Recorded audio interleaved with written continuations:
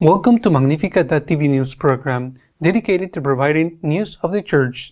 Today is Wednesday, February 7, 2024, and these are our news. The Vatican has recalled through the doctrine of the faith that for sacraments to be valid, they must be celebrated according to what the Church establishes. The Bishop of Malta has defended the suppression of priestly celibacy to avoid the double life of priests. Bishop Munilla from Alicante responded to him. Cardinal Ambongo stated that the publication of Fiducia Supplicat has dealt a serious blow to the credibility of the Synod on synodality. The Episcopal Conference of Europe and Africa have signed an agreement by which African priests will be sent to Europe to take up pastoral positions. U.S. President Biden has made abortion the centerpiece of his campaign for re-election, according to the Bishop of Arlington. Doctrine of the Faith, presided over by Cardinal Fernandez, has recalled that the formula of the sacraments, in order to be valid, must be pronounced with exactitude. The Dicastery for the Doctrine of the Faith published a note entitled Gestis Verbisque, reiterating that the words and elements establishing the essential rite of each sacrament cannot be changed because such changes invalidate the sacrament. Unlike the Fiducia Supplicans, this document was presented, discussed, and approved by the cardinals and bishops who are members of the dicastery and were present at the recent plenary assembly. This communication emphasizes that the formulas and material elements that form the core of the sacraments are immovable, and that any change invalidates the sacrament, negating its existence. The document was introduced by Cardinal Victor Manuel Fernandez, who referred to the increasing frequency of sacraments celebrated invalidly due to unauthorized modifications. These changes have generated situations in which these affected must repeat baptism and confirmation. He cited examples of modifications to baptismal formula that have even invalidated priestly ordinations, emphasizing that although the Church allows creativity in other aspects of its pastoral mission, this becomes an undue manipulation when it comes to the sacraments. The note explains that the sacraments are actions through which God manifests and realizes His plan of salvation, lamenting the occasions when liturgical celebrations do not fully adhere to the rites stipulated by the Church. The document insists that the matter and form of the sacraments, which are essential elements for their validity, cannot be modified by individuals or communities. Not only is it unlawful to alter the words or material elements, but it also affects the validity of the sacrament celebrated. Bishop Cuna, Bishop of Malta and Secretary for the Doctrine of the Faith, has called for an end to the obligatory nature of priestly celibacy. Bishop Munilla has answered him. The Archbishop of Malta, Monsignor Cuna, continues his crusade to end permanent celibacy as a condition for receiving the sacrament of holy orders in the Church of the Latin Rite. In an interview, he argues that such a measure would put an end to the double life of priests. What you learn from experience is that you have to take into account human frailty and the fact that people mature in different situations. They are in a different place and psychologically and spiritually, Cuna said. This is something that the Church in its highest authority will have to decide. Monsignor Cuna has been answered by Monsignor Munilla, the Bishop of Orihuela Alicante, responds to his arguments. Are there not marriages with double lives? Why does he move away from the evolution in favor of the celibate priesthood of the Catholic Church in the East and West? Does he believe that God gives his grace for the vocation to which he calls? Does he really believe that marriage is the remedy against priestly infidelity? Are there not a multitude of marriages with double lives? And on the other hand, what do we do with priests who divorce, says Monsignor Munilla. The evolution of the discipline of celibacy in the tradition of the Church, both in the East and in the West, has been taking steps over the centuries, always in the direction of greater adequacy with Jesus Christ, who was celibate. Cicluna's proposal would mean an involution for the first time in the tradition of the Church, distancing our discipline from the celibate priesthood of Christ, adds the Alicante prelate. Finally, Munilla concludes, many Catholics would like to know if Monsignor Cicluna is making statements against the law of celibacy in his capacity as a member of the Dicastery for the Doctrine of the Faith, or if he's doing so in a personal capacity, just to know what to expect. The President of Africa Episcopal Conference, Cardinal Ambongo, has denounced that Fiducia Supplicans has discredited the Synod of Synodality. The Congolese Cardinal Fridolin Ambongo, Archbishop of Kinshasa, the visible head of the African continent's opposition to Fiducia Supplicans, assured that the publication of the text took place between the two sessions of the Synod on Synodality, which created the erroneous idea that the document was the fruit of the synodal discussions. Ambongo noted that Fiducia Supplicans is not only a text that, as pointed out by the African bishops, breaks with the doctrine and morals of the Church, and has produced an angry reaction from the Catholic faithful of the continent, but also puts an end to the idea that the Church is in a new phase of synodality in which all are heard and decisions are not made without consultation. The moment in which this document was published was detrimental to the synodal process, the Cardinal said. He added, it discredited the Synod, the process of synodality. In a recent interview with the Italian daily La Stampa, Pope Francis said that the rejection of Africans was for cultural reasons. The Africans are a case apart because for them homosexuality is something bad from a cultural point of view. From our point of view, they do not tolerate it.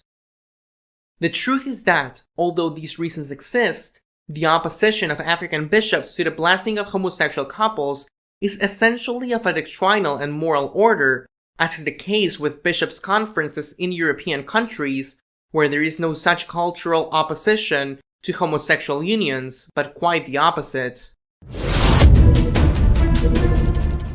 Africa is to evangelize Europe, sending priests to fill positions in parishes that cannot be filled due to the vocation crisis.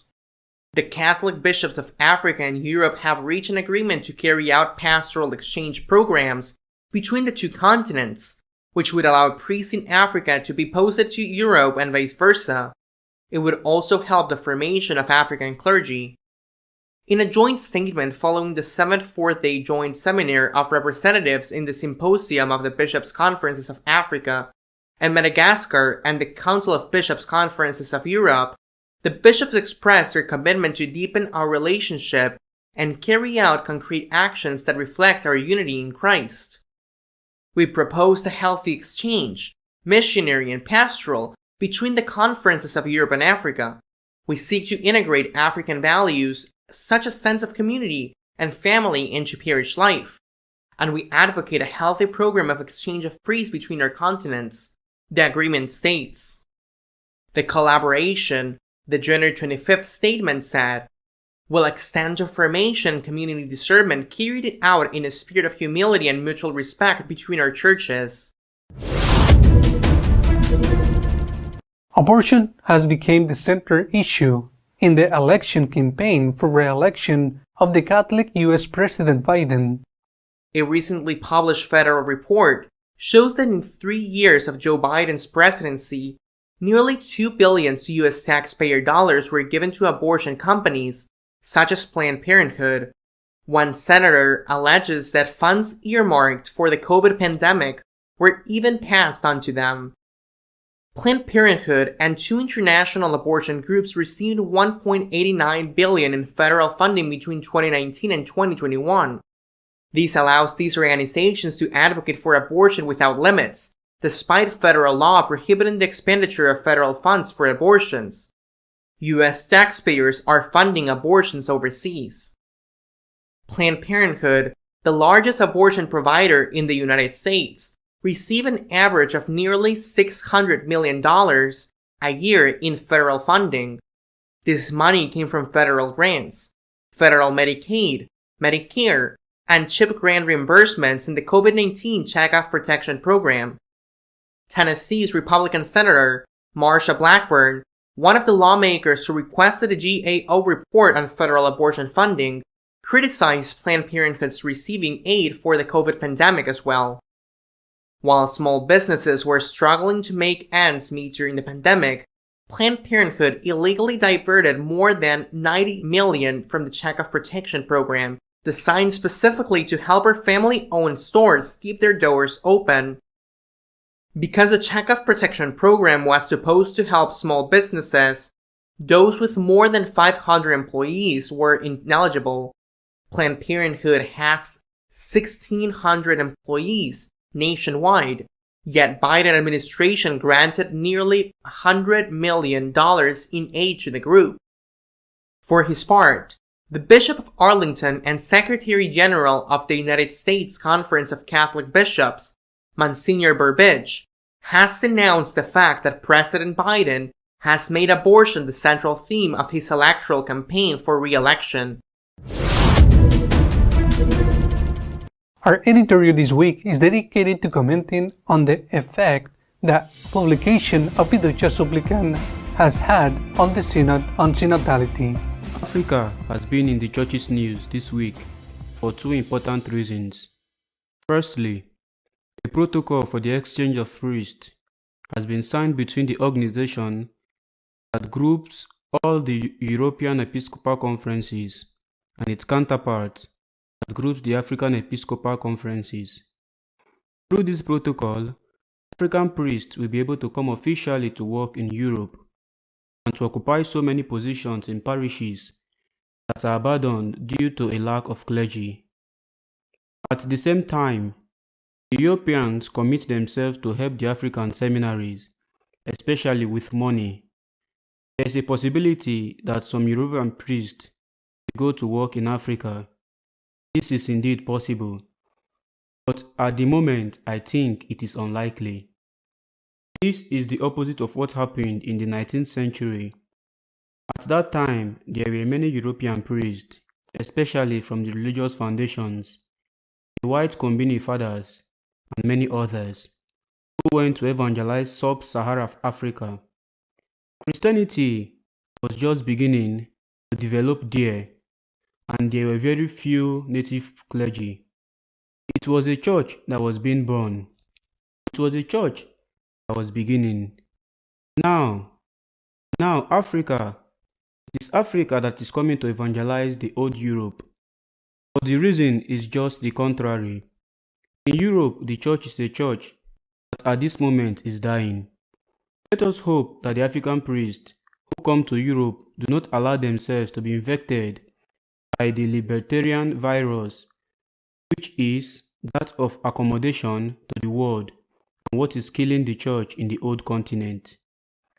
The other news of the week related to Africa has been led by a cardinal, the Congolese Cardinal Ambongo, who is the president of this organism of the African Episcopal Conferences.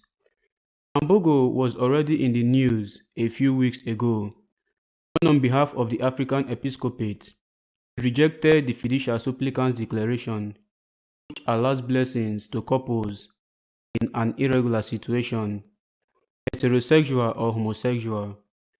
Although this rejection was later agreed, and therefore some of the things that has been said by the African Episcopates were suppressed in order not to stir up some blood. And the fundamental reason for this rejection was accepted as being the African culture. It is true that this gesture of the Africans with Ambongo and its head was decisive when it became clear that Fiducia Supplicans did not have the support, I would even say, of the majority of the church. Well, Ambongo has now made some new statements and has put his finger on a problem that was latent there and that many were talking about without daring to say so. In some statements, he has said that the publication of fiducial supplicants in the middle of the two synods on synodality has been a publication harmful to synodality and harmful to the synodal process, and that it has discredited, in his words, it has discredited both of the synod of synodality and synodality itself. He has done nothing more than say what many think. If you gather people together, if you summon them supposedly to be listened to, if the team is precisely listening, and if after, not long after, that first synod has taken place, such an important document is published, which was already written before, and which is not discussed in the synod, what is there to think about? Because in the synod, in the first place, the first part of the synod on the synodality of the 28 working groups, the 26 of them, the possibility of the blessing of homosexual couples was not even raised. It was only raised in the 2 of the 28, and then not even with a majority. And yet, there was a considerable number of lay and religious men and women with the right to vote. And without that number of guests with the right to vote possibly, the conclusions of the synod would have been more even consistent with the doctrine of the Church. Well, the questions are obvious, as some people think. Was the Synod of Synodality nothing more than an excuse, an alibi that was sought so that later it could be said that things like the judicial supplicants were published because they had the support of the Synod? Is it that, I repeat, that many think, as the Cardinal Ambongo has put on the table, that in reality it is not a matter of listening, but of doing what is planned to be done? And if the result does not come out in a listening, the result that is wanted, it does not matter because it is going to be done anyway. It is that African cardinal who has said what many think fiducial supplicants has not only caused a problem of rejection in the many people in the Church, not only in the African continent, but has discredited the Synod of Synodality and Synodality itself. What kind of listening is there when those who have been called to the herd are not taken into account? What kind of synod is it that has been created? Is it a synod dedicated to listening to the voice of the people of God, including their pastors? Or is it an ambile that has not turned out well and that was aimed at the publication of that kind of document and ultimately the modification of the sexuality, morality of the Church? I insist, these are questions that many have been asking themselves, and Cardinal Ambongo has not put on the table. And this brings us to a question that is perhaps not opportune at this moment, but which is also appearing in many media. Who will be the next Pope? Pope Francis is 87 years old, and for his age, he is in good health. Therefore, from that point of view, it is useless to make pools of papables. But the situation of the Church leads to these pools being made, although my opinion is that generally they do not serve for much. But here they are. And within these pools at this moment, the role of Cardinal Ambongo takes on a great protagonism, precisely because he is presiding over this organism of Episcopal Conferences of Africa, which is proven to be the place in the Catholic Church where there is more vitality, more strength to evangelize, and also more vocations.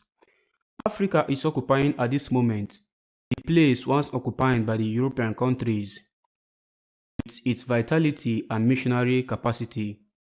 The fact that it is African missionaries who are now coming to evangelize in Europe is very significant, and the fact that it is African who opposes a Vatican declaration that somehow moves traditional dogmatic roots, and the fact that it is African cardinal who puts on the table the crisis in which the synod has been introduced into the publication of fiducial supplicants says a lot about what the future could be. At the end of the period of St. Paul VI, the Church was also in deep crisis. From my point of view, not as serious as the current one, and the cardinals gathered in the conclave called someone who came from the most faithful and most Catholic country in Europe, from Poland. I mean, they called St. John Paul II. Maybe in the future, the cardinals will decide to call someone who comes from Africa, where the vitality of the Church still exists, even though they are paying dearly the price of being Catholics, because they are paying the price of blood. As always, let us pray. We will continue to keep you informed on what is happening in the Church, but during the meantime, you can visit our website www.magnificat.tv. See you next week, God willing.